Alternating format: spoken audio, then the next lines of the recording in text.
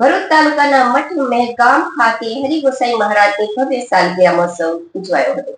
હરિબાબા ગોસાઈ મહારાજ તેમણે મહાવદ અમાસના દિવસે પત્ની દેવળબા તેમજ શિષ્ય પિતાંબર સાહેબ સાથે સમાધિ લીધી હતી. પ્રતિવર્ષ મઠ ખાતે સાલગીરા મહોત્સવ સાથે વિવિધ ધાર્મિક ઉત્સવનું આયોજન કરાય છે.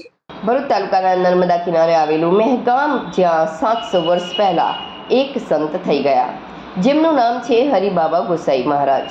તેમણે મહાવદ અસામના દિવસે પત્ની દેવળબા તેમજ શિષ્ય પિતાંબર સાહેબ સાથે સમાધિ લીધી હતી. તેથી અહીંયા દર વર્ષે મહાવદ અમાસના દિને તેમના સમાધિ દિન ઉજવવામાં આવે છે, જેની પૂર્વ સંધ્યાએ ભવ્ય સંતવાણી અને મહાપ્રસાદનું આયોજન કરવામાં આવે છે.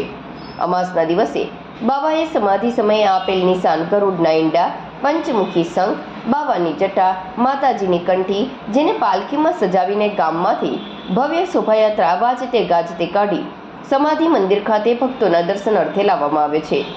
સતના પારખા સમાન દાંતણને ચીરીને ઊભી અને આડી આંબલી આજે પણ મઠ મંદિરમાં હયાત છે. મુંબઈ તેમજ દક્ષિણ ગુજરાતમાં વસતા મહ્યવંશી સમાજ તેને કુલગુરુ તરીકે પૂજે છે. આ વર્ષે તારીખ 16/2/2026 અને 17/2/2026ના રોજ ભવ્ય આયોજન કરવામાં આવ્યું છે, જ્યાં ભક્તો ગુજરાત, કોસંબા, તેના, હાસોટ, સુરત, બારડોલી તેમજ અન્ય રાજ્યોમાંથી પગપાળા પાલખી લઈને આવે છે.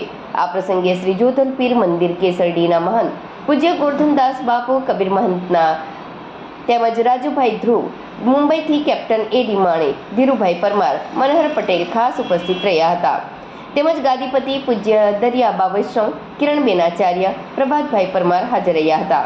મઠ મહેગામના વિકાસમાં ધર્મશાળા માટે ભૂમિદાન તેમજ ધર્મશાળાના બાંધકામ માટે દાન આપનાર દાતાઓનું પણ સન્માન કરવામાં આવ્યું હતું.